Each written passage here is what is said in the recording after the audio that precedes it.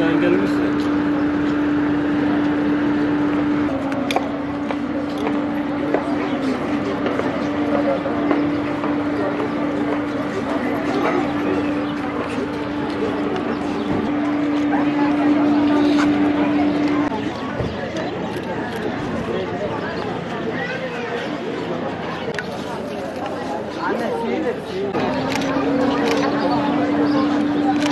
Tamam ya.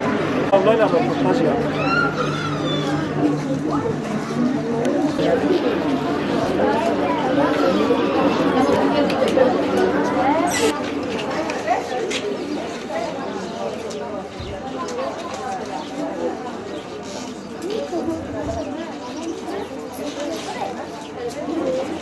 Allah böyle sıra bile biraz düzgün beklesin.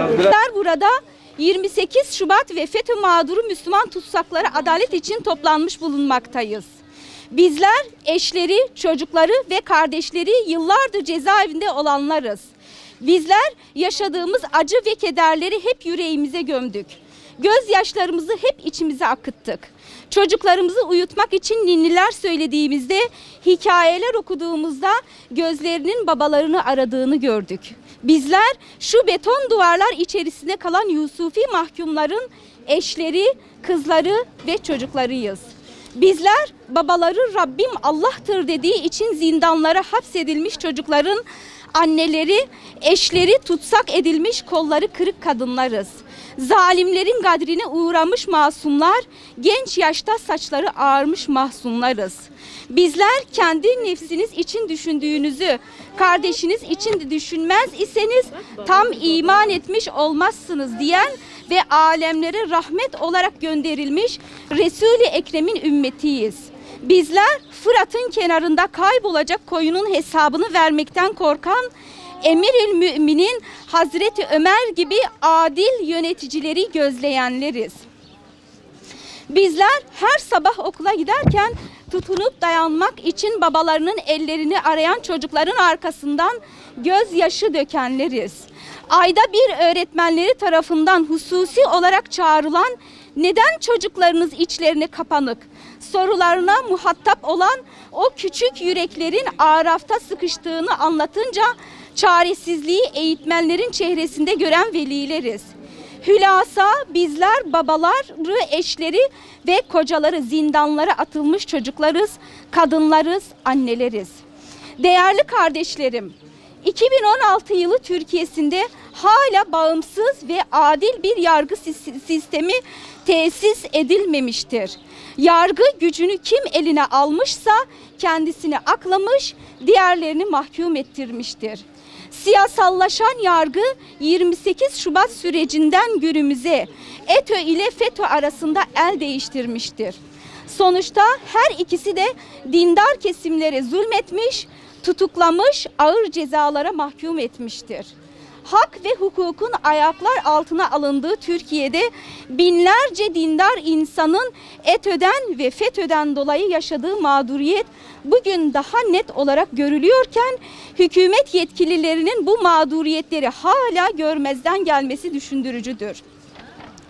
Bugüne kadar kamuoyu vicdanında da mahkum olmuş birçok suçlunun siyasi hesaplarla ve pazarlıklarla hukuk estetilerek salıverildiğini hepimiz malumudur. Kamuoyu çözüm süreci diye yutturulan çatışmasızlık sürecinde binlerce KCK tutuklusu serbest bırakıldı. Müebbet hapse mahkum edilen Ergenekon ve Balyoz davaları mahkumları yeniden yargılama yolu ile beraat ettirdiler. 15 Temmuz ABD destekli darbe girişimi sonrası birçok şey daha şeffaf bir şekilde görünür oldu. Artık gündem FETÖ'nün kumpasları ve aslında bir ülkeyi nasıl yönettiklerini de gözler önüne serdi. Bu yapının mağduru olduğunu dile getiren kimi gruplar ki bunlar içerisine geçmişte askeri vesayetin ana aktörleri de var, hemen taltif edilmeye, yeniden devletin en gözde makamlarında yer edinmeye başladılar. Ama ne hikmetse müstekbirlerin kuklası fesat şebekesi FETÖ tarafından komplo ve kumpaslarla uzun yıllardır mağdur edilen 28 Şubat ve FETÖ yargısı mağduru tutsaklar ısrarla görülmek istenmiyor. Kimisinin 20 yılı aşkın süredir cezaevinde tutulduğu Yusufiler ve ailelerinin çektiği sıkıntılar büyük bir acıya, hayatları ise trajediye dönmüş durumda. Hiç kimse görmüyorsa bile Rabbimizin tüm olup bitenleri gördüğünü ve mahkeme-i kübrada hesap soracağını biliyoruz. Buradan bizleri duymak ve görmek istemeyenlere sesleniyoruz. Ne biz ne eşlerimiz ve babalarımız sizden merhamet ve af dilenmiyoruz. Sadece adil olmanızı ve çeşitli desiselerle zindanlara konulan 28 Şubat ve FETÖ yargısı mağduru Yusufilerin yeniden yargılanmalarının yolunun açılmasını ve adaletle hükmeden mahkemelerin kurulmasını talep ediyoruz. Sinsice tuzak kurup masumları hapseden zalimlerin akıbetini, yaptıklarının kendilerine kar kalmadığını hepimiz görüyoruz. Sırça köşklerde beddua edenlere değil, mazlumların ahına dergâh-ı ilahide icabet edildiğine şahitlik ediyoruz.